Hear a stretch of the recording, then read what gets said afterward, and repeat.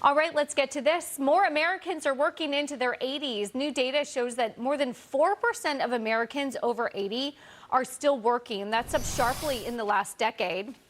And the 75-plus workforce is now the fastest growing demographic in the country. At the same time, younger workers are trying to retire decades early. All right, Chris, talk to me about that, the barbell, but really the upper end. And is it for financial need, or are there workers, and I'm thinking of my dad who's 77, who wants to work because he enjoys it. Maybe you could pull in part-time Uber gig. So what are you seeing in that trend? I feel like there's it needs to be reframed a little bit, because everyone I talk to, I rarely do I meet somebody that just wants to go kick their feet up on a porch and drink a beer for the rest of their life. Right. You know, there's this sense of like, I love what I do. I want to keep doing it. That's great. But I feel like there's a couple of disruptions. On one end, you've got the 82-year-old that can't afford to stop working. And then on the other end, you have what Elon Musk calls a supersonic tsunami of AI coming to wipe out an entire category of entry-level jobs. So we may actually end up with the worst of both worlds here. You've got a group, an older group that can't afford to retire, and you've got a younger group that can't get the jobs in order to save for retirement. So it's not like, I don't really know what's going on here, but I believe that AI is an underlying threat. It's more a labor market crisis that we have to deal with. There's a term that we have started using on our side, and it's extremely important on all ends of the spectrum. The term is AI readiness. And AI readiness is not just for businesses that need to figure out, how do I integrate AI into my workflows? How do I put governance around it, because I've got 500 employees all using different tools. I don't know what data I'm throwing into it. How do I protect that against cyber threats? How do I integrate it into my business strategy? That's AI readiness. But there's also AI readiness that affects, us and people that use it every single day. And ultimately, the talking point here is, we've got this tsunami heading towards us.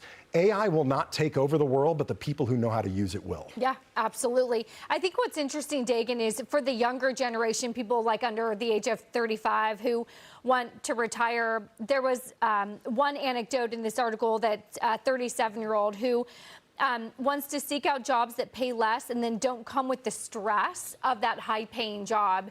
They'd rather have less and work less, and we've talked about that work-life balance.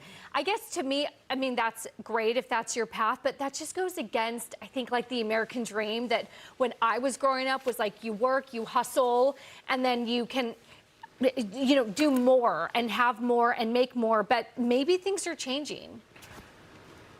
There's something that happens in your 30s, I think, that you decide, what kind of life do I want to live? Yeah.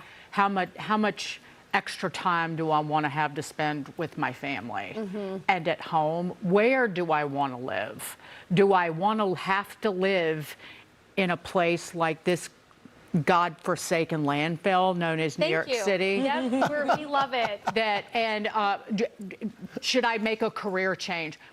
So with younger people, because there is a danger in saying, I'm going to retire very early, because if you're not careful, you run out of money. Yeah. And I've actually seen that happen with people. They weren't 35, but they were in their mid-50s, and they decided to stop working, and then they had to go back to work. But there's certainly something going on with, and I'm really speaking from personal experience, where all you do is work, but you see your parents and they worked so late into life, and then once they stop working, they run into a brick wall of health problems, and they never get to enjoy actually being retired and traveling and living and just spending time with their kids and their grandbabies.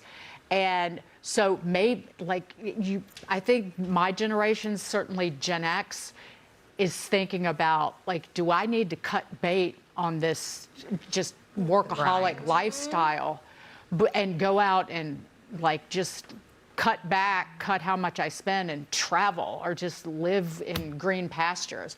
That being said, in terms of the productivity, so the labor force participation rate fell to the lowest level in the jobs report last week since 1977. That's troubling, except productivity has been strong enough in recent years that we can handle a smaller labor force and still have a healthy economy. And that comes from AI.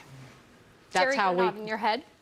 Yeah, no, I agree with Dagan. I would just say, every so often I read these stories about people who retire at 35 and what a great life it is. And, oh, I'm so glad I did this. And frankly, I don't really believe it.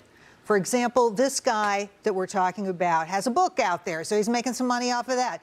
People tend to need cash over and above what they get in retirement. And I would just say, instead of constraining your lifestyle to the bone when you're young, which is what these two did. I mean, they went nowhere. They lived in, 250 square feet. Why not build a career?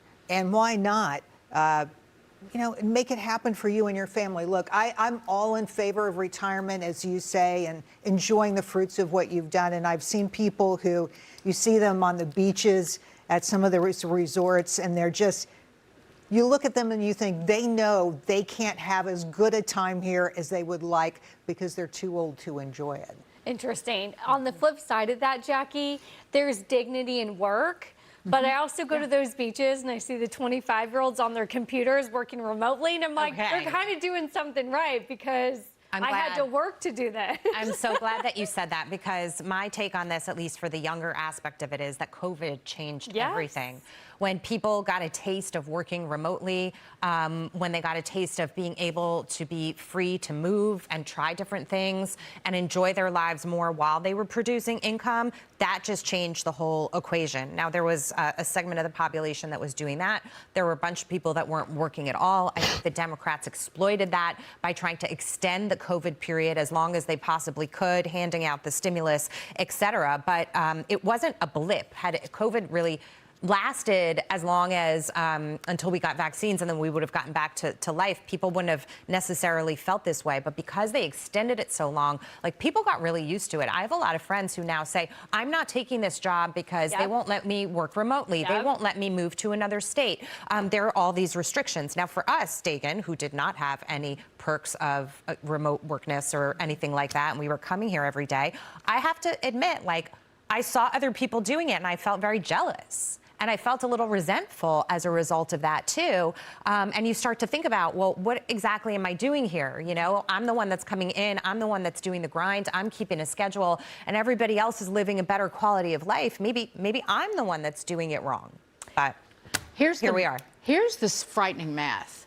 Despite the fact that Social Security is going broke, an older person, like an individual, like a widow or a widower, who worked his or her whole life might be drawing $2,100 a month in Social Security. You spend all of that on your electricity. This is assuming that you don't have rent or mortgage.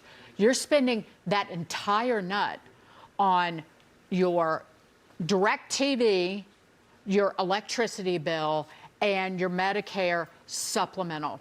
That's it. You got no money to cover food, nothing.